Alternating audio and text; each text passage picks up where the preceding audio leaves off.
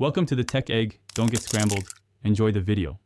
You start by identifying the exact ports on your MacBook and the hub. Once done, confirm whether the hub requires external power or is bus-powered. That affects where you place it and which cable you use. Make sure you have the correct cable or adapter, USB-C to USB-C for modern hubs or an adapter for older USB-A hubs, and a working power brick if the hub is powered. This preparation prevents interruptions and ensures ports will negotiate power and data correctly. You now connect the hub directly to the MacBook.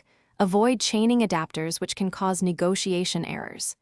If the hub has external power, plug it in and wait about 5 to 10 seconds for LEDs and device enumeration.